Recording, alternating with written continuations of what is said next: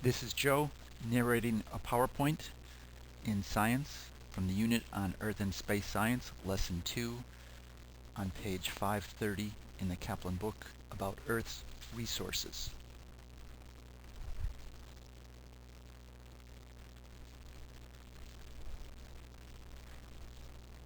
Natural resources are the things we use on Earth that are found naturally, meaning not made by humans. They can be our food sources, our energy sources, our building material resources. And this is a picture of all the resources that occur naturally on Earth. The classification of resources can also be done by whether they are renewable, as on the left, or non-renewable, as on the right. Non-renewable resources on the right are those that take millions of years to form naturally. When they are used up, there is no replacement for them. Renewable resources on the left are those whose supply will not run out, either because there is an unlimited supply, for example, solar energy from the sun, or because the resource cycles through the environment, as we talked about with the water cycle. So water evaporates from the ocean, falls to the earth as rain, comes down the river. We can use the flow of water in the river to turn a big turbine to make electricity. That is a renewable resource. The major source of non-renewable energy in the United States are fossil fuel. So to make electricity, for example, we take fossil fuels such as coal or oil or natural gas, and we burn those resources to create heat. The heat heats water to create steam. The steam turns a big wheel or a turbine. This turning of the wheel, as we'll learn about later in science, can create electricity. Coal and oil and gas will eventually run out, so we need to be looking for other sources of energy. Coal, oil, and gas are called fossil fuels because they're the remains of dead plants from 250 million years ago.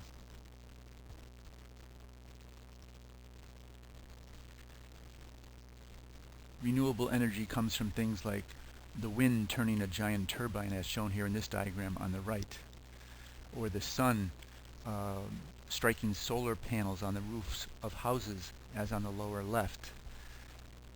The photons of light, or the particles of light, striking these solar panels create the movement of electrons, and the movement of electrons is electricity. We can burn trash or wood products to create energy, same way as fossil fuels. In countries like Iceland, they use geothermal energy, as on the right. Pipes run through very hot springs or very hot areas just below the surface of the earth. That creates heat which is then used to either heat their homes and businesses or to create electricity. So these are all types of renewable energy. As I mentioned, in the United States, our main source of electric power is by burning fossil fuels like petroleum, coal, and natural gas. These are all non-renewable. The United States gets 8.2% of its energy from nuclear power by harnessing the conversion of uranium to smaller atoms. Countries in Europe, like France, derive a much greater share of their total electricity from nuclear power plants. On the right are listed some renewable sources of energy, which added together make up only about 7% of our energy sources currently, but this is increasing. This slide is from data from 2006, and the percentage of our power from renewable resources is going up. On page 530, they talk about the ozone layer in the fourth paragraph. There are two layers of ozone in our atmosphere. Very high up, About 10 to 12 miles above the surface of the Earth is the stratospheric ozone layer. This layer is a good thing to have because it blocks out harmful ultraviolet rays, especially UVC. UV stands for ultraviolet. There are 3 different wavelengths. This wavelength of light is just beyond the blue, so we can't see it, but when it comes to the atmosphere, it can cause damage to our skin and cause skin cancers.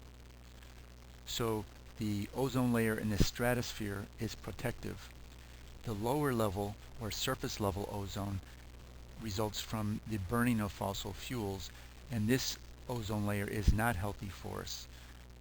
It can cause lung diseases like asthma and bronchitis, and also contributes to poor visibility in the surface environment.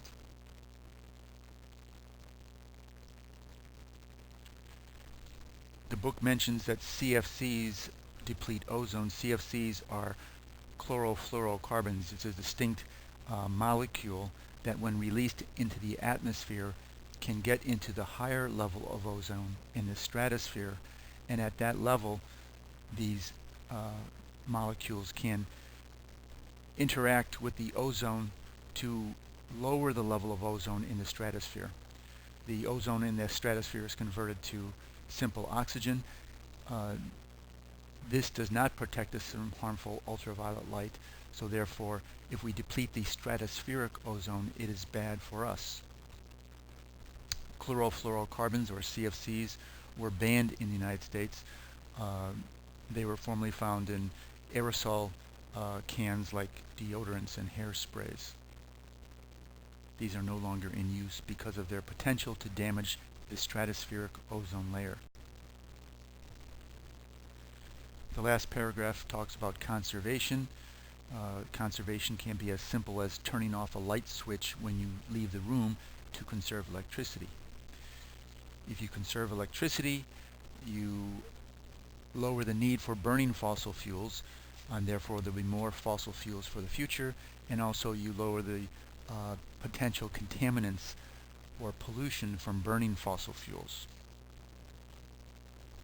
So this is a simple individual choice you can make to help conserve energy.